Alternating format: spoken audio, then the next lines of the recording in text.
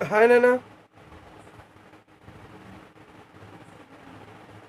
we were learning optical isomerism, and in that we have discussed about the elements of symmetry.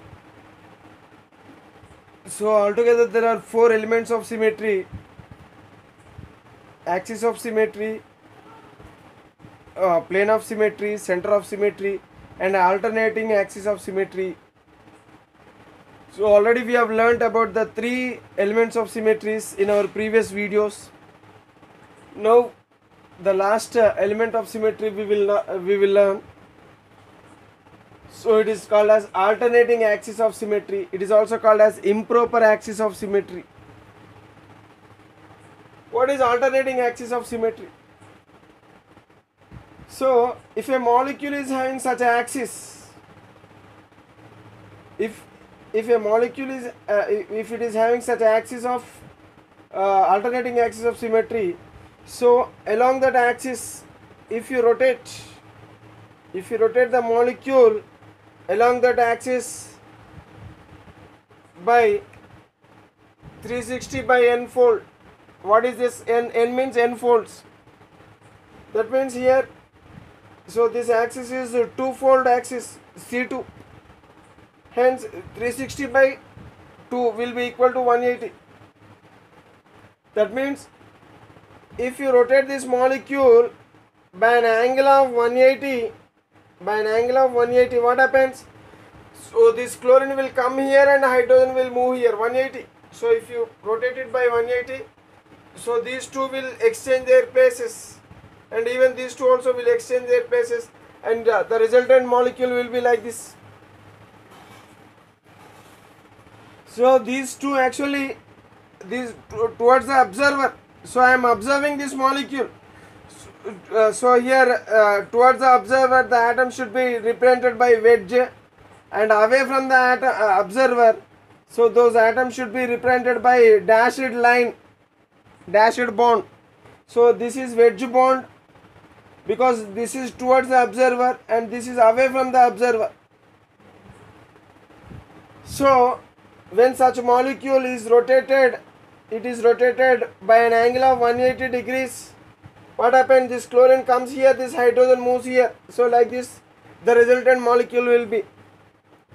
And here after rotation by 360 by n fold. Okay, 360 by n. What is n? N means n fold. That means here it is 2. This molecule is having two-fold of symmetry. Hence, I have rotated by 2. So here that means 360 by 2. Here it is 180. So hence I have rotated this molecule by 180. So after rotation of 180 degrees, I got this structure. And after getting this structure, so this is the actual axis of the axis of the plane. Okay, so here what happened? So to this axis, actually this is the axis. Okay, this is the axis, and this is the right angle to this axis. So if I see this molecule, when if I keep a mirror like this and see this molecule in the mirror, if I see this molecule, the image of this molecule on this mirror, that means this one. So this is perpendicular to the axis. Okay, so what is happened? So this is reflecting here. This molecule is reflecting here on this, on the mirror, on this mirror. So this the reflected molecule will appear like this. On the mirror we got an image. So it the image which is obtained on the mirror, so it is like this. Okay, so that means the image which is obtained the reflected image. So here this is the reflected image of this one. Okay, this is affected across a plane across a plane which is at right angle to the axis. This plane is at right angle to the axis. When a plane on a plane right angle to this axis, we got an image, or else we got a reflection of this one. Okay, so this one which I got on the plane which is right angle to the axis, if the image I got, so here this image is like this.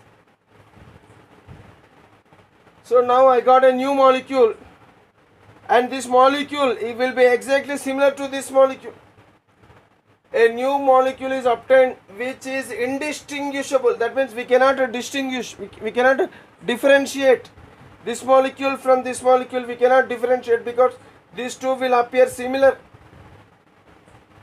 So that means a new molecule is obtained which is indistinguishable from the original one. So this is the original one, and this is the one which is obtained by the reflection of this one on a plane perpendicular to the axis of this one. Okay, so now the reflected image, if it is exactly equal to, if it is exactly similar to this one, original one, now this molecule is said to be having this axis, and this axis is said to be alternating axis of symmetry. Okay, so this axis is said to be alternating axis of symmetry when it can produce this this image, and this image and the reflection of this image on a plane perpendicular to the axis. Okay, if it is formed, a reflection is obtained, and if the reflection is exactly similar to the original one, okay, if the reflection is exactly equal to the original one, that means it is indistinguishable from the original one, then this molecule is said to be having alternating axis of symmetry. Okay, so because of this molecule is having alternating axis of symmetry, this molecule, okay, after rotation of 180 degrees, if it is producing such structure, and the reflection of such structure on a plane perpendicular to the axis of this molecule, so that this is the reflection of such structure. So the reflection of such structure, it is indistinguishable from the original one. So in that case, this axis is said to be alternating axis of symmetry. If a molecule is having alternating axis of symmetry, then that molecule is optically inactive molecule. It cannot rotate the plane polarized light towards either right side or else towards the left side. Hence this molecule is said to be optically inactive, because this molecule is having alternating axis of symmetry. So all molecules cannot produce such a reflection. Okay, only the molecules which are having alternating axis of symmetry can only produce a structure after rotation through certain degrees. Okay, and that structure, its reflection, okay, its reflection cannot be its reflection, it is exactly the reflection is exactly identical with the original structure. So this identity, or else this identical relationship, it is obtained only when the molecule is having alternating axis of symmetry. Unless this molecule is having alternating axis of symmetry, the reflection cannot be obtained like that. Okay, so that means finally, so if this molecule is having alternating axis of symmetry, then if it is rotated through certain angle, and the reflection of that structure, if it is exact and the reflection of such structure, if it is exactly equal to this one, original one, then that original one is said to be having alternating axis of symmetry, and that compound is said to be optically inactive compound. So like this, the alternating axis of symmetry can be discussed. So whatever the element of symmetry it may be either alternating axis of symmetry. See, this molecule is having an alternating axis of symmetry, hence this molecule is optically inactive. If a molecule is having any element of symmetry, then that molecule will be optically inactive. Okay, right. So this is about alternating axis of symmetry. So with this we have learnt all the elements of symmetry, 4 elements of symmetry. Okay, now we will learn about the conditions for a molecule to be optically active.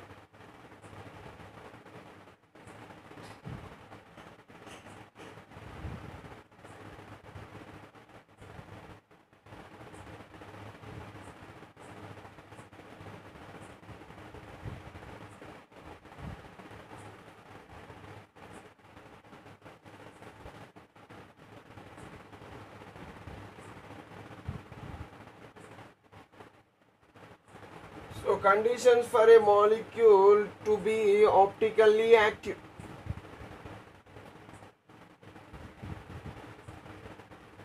That means for a molecule to be optically active, so that molecule should be dissymmetry. It should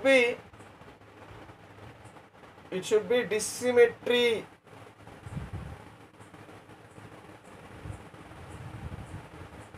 It should have dissymmetry. Okay, it should be dissymmetric, or else it should have dissymmetry. So what is the dissymmetry? What is the meaning of dissymmetry? That means dissymmetry means it should not have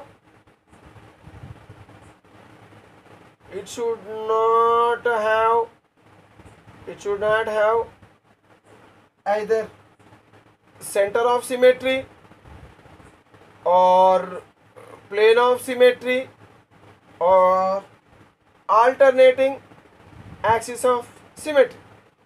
Okay, if a molecule is not having these 3, then that molecule is said to be dissymmetric molecule. It is having dissymmetry. If it is dissymmetric molecule, then it is optically active. Okay, so whenever a molecule is having dissymmetric, then that molecule is said to be optically active. If it is having dissymmetry, it should not have center of symmetry or plane of symmetry or alternating axis of symmetry. Actually, the old in earlier days, instead of dissymmetry, people used to call it as asymmetric. Asymmetric, this is old usage word, but nowadays we are using, instead of asymmetry we are using dissymmetry. Actually asymmetry, it is used for a carbon atom with 4 different groups,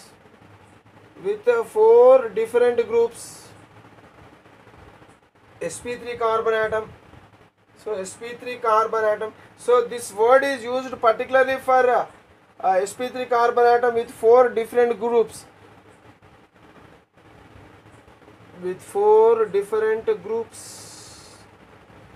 Such carbon is said to be asymmetric carbon. Okay, and that molecule is said to be having asymmetry. So this word now we are using, instead of asymmetry we are using dissymmetric. Dissymmetry can be applicable for any atom, not only for carbon atom.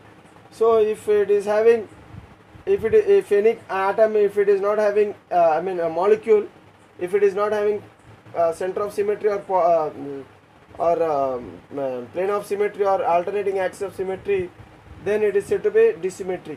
So in earlier days, instead of dissymmetry we used to use the word asymmetry. Okay, so like this. So these are the conditions.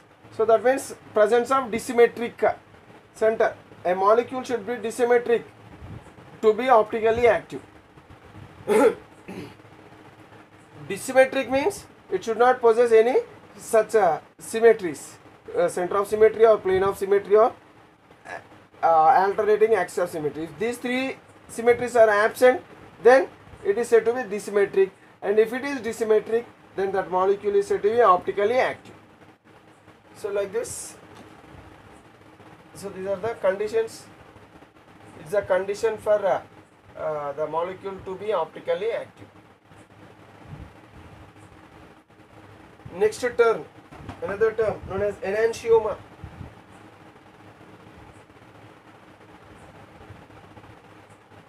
Enantiomer. What is enantiomer? Enantiomers means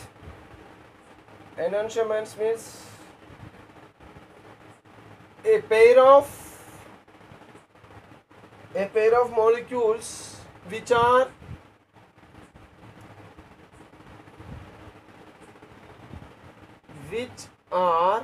non-superimposable.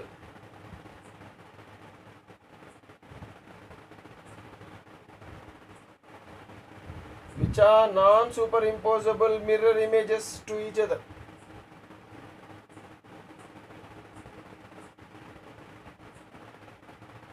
A pair of molecules which are non-superimposable mirror images to each other, okay, is said to be enantiomers, or it is also called as enantiomorphs. Enantiomers or enantiomorphs.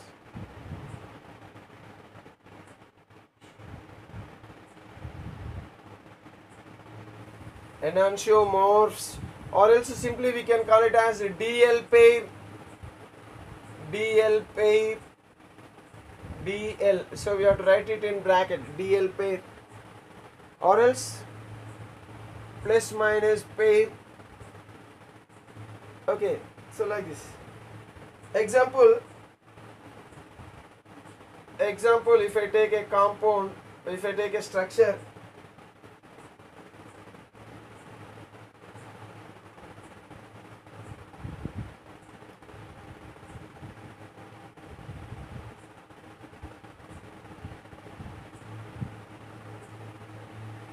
so here, what is the IUPAC name of this one? It is 3-chloro-pentanetol.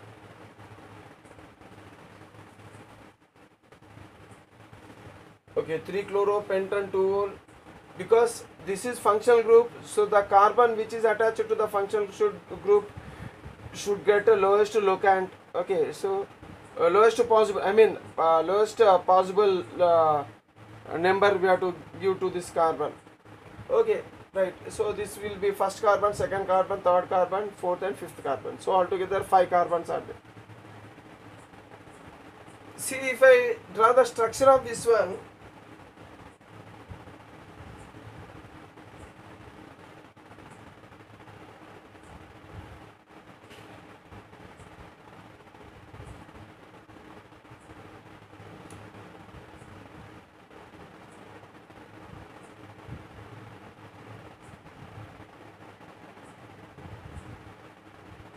okay, this is chiral center, and even this is also chiral center. So these two are chiral centers present in this compound, right? So now I can draw mirror image to this one. This is mirror, let us assume this is the mirror, and the image of this one will appear like this. So mirror images will be like this. See, towards the atoms or groups towards the left side, they appear towards the right side, extreme right side. So that means, so because these two are towards the left side, so they should appear towards the right side, extreme right side. Okay, so here this one, so this one will be inside. So this is outside, these two are outside, so these two also will be outside. This one will be inside and this one will be inside only. And this is CH3 and this is C2H5. So this is the mirror image of this one and this is the mirror image of this one.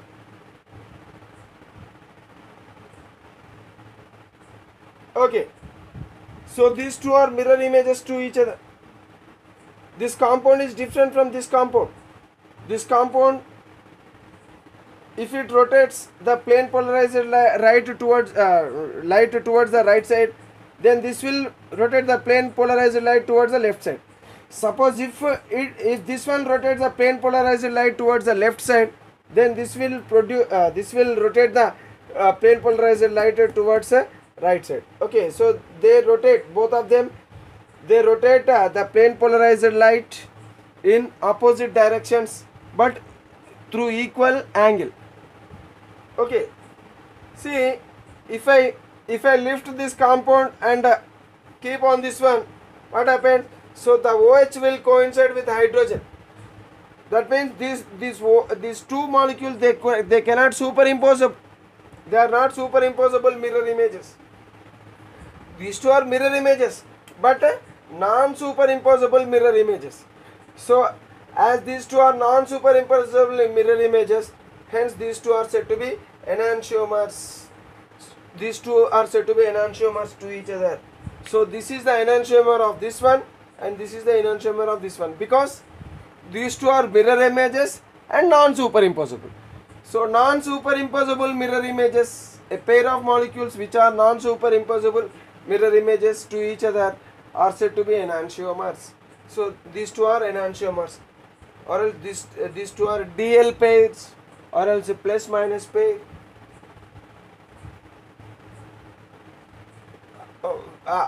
These two are different compounds. Okay, they have same physical properties and chemical properties. They have these enantiomers, they have identical physical and chemical properties, but they different in mainly they differ in two things. What are those two things?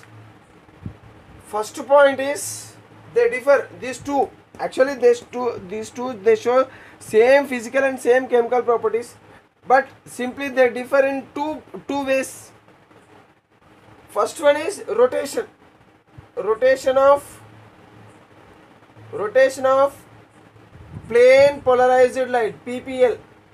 So if one rotates the plane polarized light towards the right side, the other will produce the plane polarized light towards the left side. Okay, but in equal amounts, but in equal amount they rotate. So that is why, so if one rotates the plane polarized light towards the right side, the other rotates the plane polarized light towards the left side. As such property, because of such property, so these are called as optical antipodes. Enantiomers are also called as optical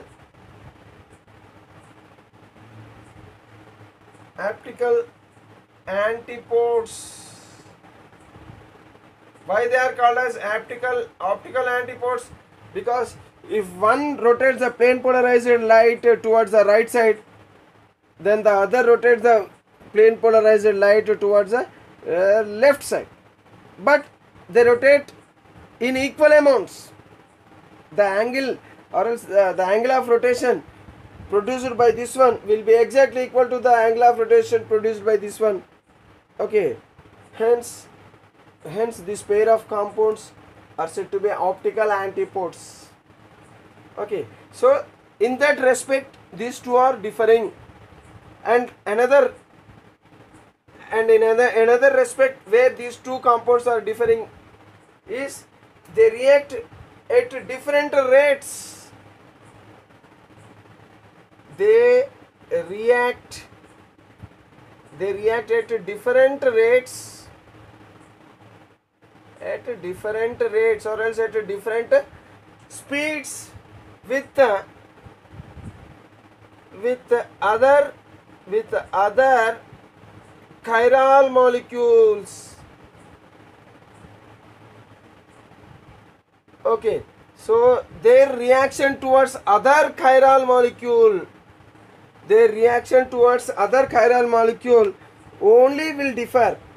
So if this one will react with much faster, then this one will react with the other chiral molecule with very slow rate. Okay, that means the speed of reaction of these two will be different only with the chiral molecules, not with all type of molecules. Okay, with achiral compounds, both of them they react with equal speeds. If the reacting molecule is chiral, if this one is, let us assume this is A, and if it is reacting with B, some other molecule, if this molecule is chiral molecule, then suppose this is, let us assume this has B, this has C. So the reaction, this is A and this is C. The reaction of A with B, the speed of reaction of A with B is different from the speed of reaction of C with B. If B is what? B is chiral molecule. If B is chiral molecule, then the speed of reaction of A with B is different. The speed of reaction of A with B is different from the speed of reaction of C with B, where B is chiral molecule. Okay, got it? Suppose B is not chiral molecule. If B is achiral molecule, then the speed of, if B is achiral, suppose let us assume X. Let us assume if it is X. So X is achiral. X is achiral molecule. Achiral molecule. What is the meaning of achiral molecule?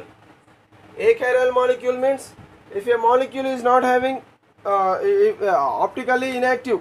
If a molecule is optically inactive, then it is said to be achiral. So if this compound is reacting with achiral molecule, the speed of reaction of this compound with the achiral molecule will be exactly equal to the speed of this compound with achiral molecule, with the same achiral molecule. That means both of them, they react equally with equal speed with achiral molecules, but both of them they does not react equally with the chiral molecules. The speed of reaction of this molecule, this enantiomer with the chiral molecule is different from the speed of reaction of this enantiomer with the same chiral molecule. That means they differ in the reaction with the other chiral molecules.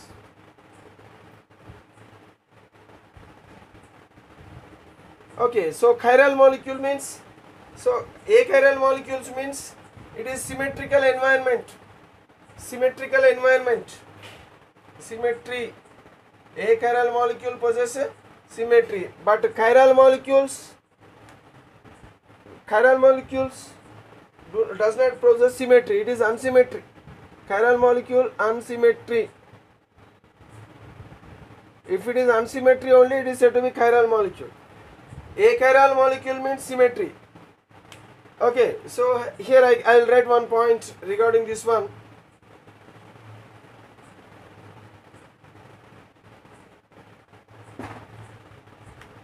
Enantiomers have identical properties in a symmetrical environment. This is important point. Enantiomers have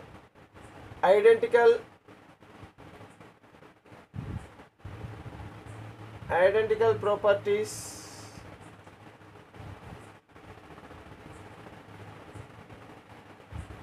properties in a symmetrical environment.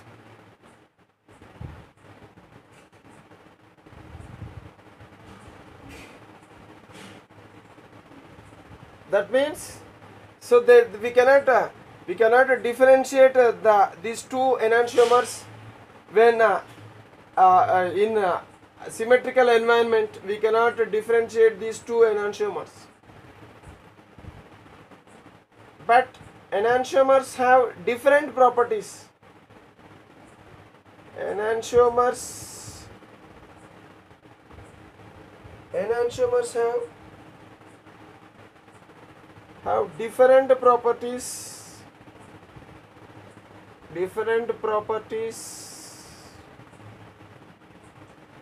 in an unsymmetrical environment. In unsymmetrical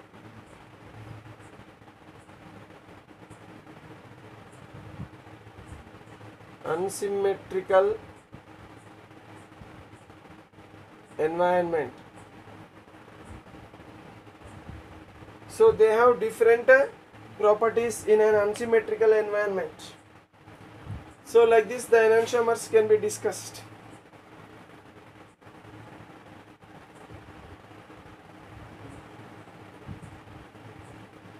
So we will learn about the other points in the next video.